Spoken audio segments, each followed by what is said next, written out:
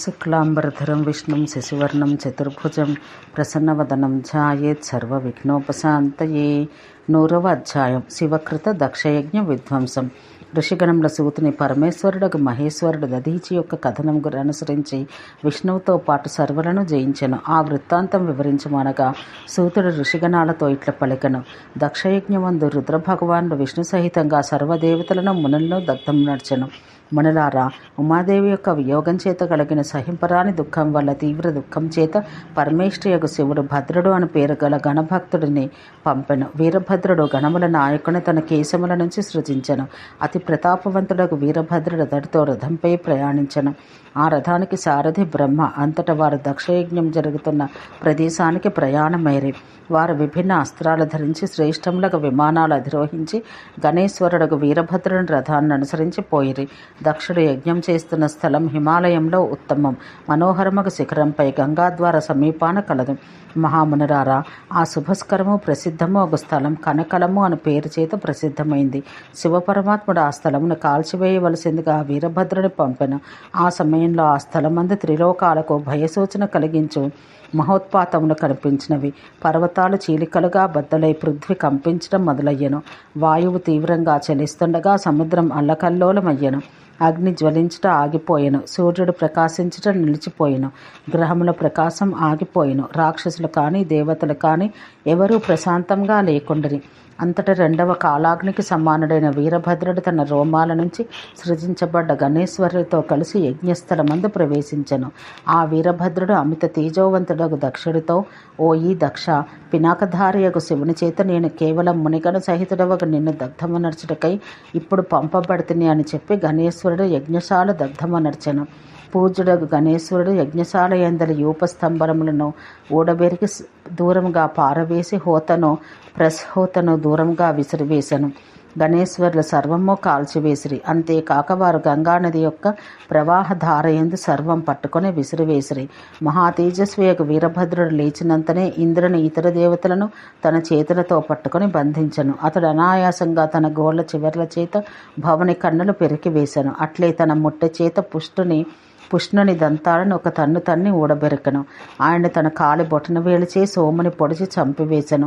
సురేంద్రుని శిరమును ఖండించి వేశను. అగ్ని యొక్క హస్తాలు ఖండించిన పిదప సహజ స్వభావంగా అతడి నాలుకను పీకివేసి అతని తలపై కాలితో తన్నను. వీరభద్రుడు యముని దండాన్ని ఖండించి వేశను. అతడు తన త్రిశూలం చేత మహాబలశాలి దిక్పాలుడగు ఈశానుని చంపివేశను. ఈ విధంగా అతడు ఎట్టి శ్రమ లేకుండా 33 మంది దేవతలను చంపివేశను. అట్లే అతడు అనాయాసంగా 3333 మంది దేవతలను 3 ప్రముఖ దేవతలతో వధించి వేశను. అంతేకాక మునీశ్వరులను కూడా చంపెను. వీరభద్రుడు తనతో యుద్ధమునకు సిద్ధపడి ఉన్న దేవతలను కూడా వధించెను. రుద్ర భగవానుడు ఆ దేవతల ఖడ్గములను బాణాలను ఇతర ఆయుధాలతో వారిని సంహరించెను. అంతటా మహా తేజస్వి మహాశక్తిశాలియగు విష్ణువు తన గదను పైకి లేపి రుద్రునితో యుద్ధం చేయుట ప్రారంభించెను. ఆ ఇద్దరి మధ్య భయంకరం రోమాంచకమగు యుద్ధం జరిగింది.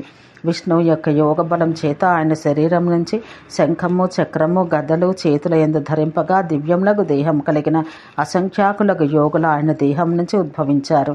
నారాయణునితో సమానమైన తేజం కలిగిన వారందరినీ వీరభద్రుడు తన గద చేత వధించి విష్ణువు యొక్క శిరముపై గదచే ప్రహరించెను. అంతేకాక అతని గుండెలపై సహజ ప్రభావంతో గదతో మోదెను. ఆ గదా ప్రహారం చేత విష్ణువు యుద్ధభూమిపై స్పృహ తప్పి పడిపోయెను. అయినను తెప్పరిల్లి మరలా లేచి నిలబడి వీరభద్రుని సంహరించుటకు తన చక్రాన్ని పైకెత్తెను. క్రోధం చేత ఎర్రగాయన కన్నులతో విష్ణువు నిలబడి చక్రాన్ని వేయటకు ఉద్యుక్తుడయ్యాను. దృఢాత్ముడకు వీరభద్రుడు కాలునితో సమానముకు తేజం కలిగిన భయంకరముకు చక్రాన్ని విష్ణువు యొక్క చేతులయందే స్తంభింపచేసెను. ఆ చక్రం విష్ణువు చేతియందు పర్వతం వలె జడీభూతమయ్యను.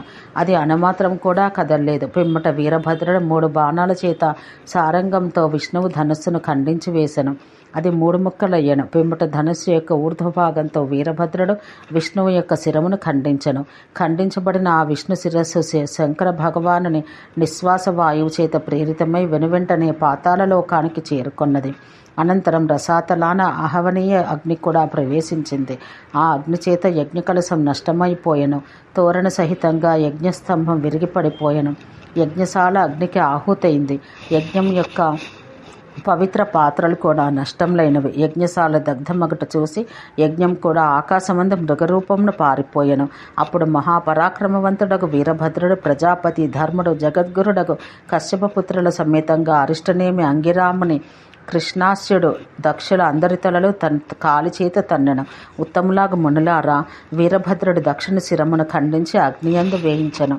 అంతటా వీరభద్రుడు దేవమాత యగు సరస్వతి యొక్క నాసిక అగ్రభాగాన్ని తన చేతి గోటి చేత గిల్లివేశను. ఆమె ముక్కు లేనిదై వారి అందరి మధ్య అందు నిలబడిపోయినది. ఆ దృశ్యం శివుడు శ్మశానమందు నిలబడినట్టు కనబడెను. అంతటా పద్మయోని మహాతేజస్వి యగు బ్రహ్మ వీరభద్రుని ముందుకు వచ్చి నమస్కరించి, ఓ భద్ర, నీ క్రోధం వ్యర్థము. స్వర్గలోక నివాసులందరూ ఇంతకు ముందే నష్టమైపోయిరి. హే సువ్రత, ప్రసన్నుడవు కమ్ము. నీ రోమాల నుండి సృష్టించబడ్డ గణేశ్వర్ల సహితంగా సర్వులను క్షమించమని ప్రార్థించను. బ్రహ్మ యొక్క ప్రభావం చేత వీరభద్రుడు నెమ్మదిగా శాంతుడయ్యను. అతని ఆజ్ఞ చేత తన గణములతో కూడి సర్వలోకాధిపతులు అంతరిక్షాన బ్రహ్మచేత ప్రార్థించబడిన వారి వృషభధ్వజుడగు శివునిచే సంహరించబడిన సర్వులు పూర్వం వలె శరీరం పొంది ప్రాణములు కలవారై ఆయన ఇంద్రుని, విష్ణువుని, దక్షుని, అట్లే ఇతర మునీంద్రులు అన్యులకు కూడా వారి వారి శిరములు ప్రసాదించెను. అట్లే దేవమాత సరస్వతికి ఆమె నాసిక యొక్క అగ్రభాగం కూడా తిరిగి ఇచ్చెను. నశించిపోయిన వారి ప్రాణాలను తిరిగి దరిచేర్చెను. ఆయన వీరందరికీ వివిధ వరాలు ప్రసాదించెను. ముఖం పూర్తిగా ధ్వంసమైపోయిన దక్షిణకు తన లీలచే సుందరమగు ముఖంతో పాటు అట్టిదేగు శిరమును కల్పించెను. అంతటా దక్షుడు స్పృహలోకి వచ్చి చేతులు జోడించి దేవేశుడు వృషభధ్వజుడు శంకరుని పరిపరి విధాలా స్తుతించెను.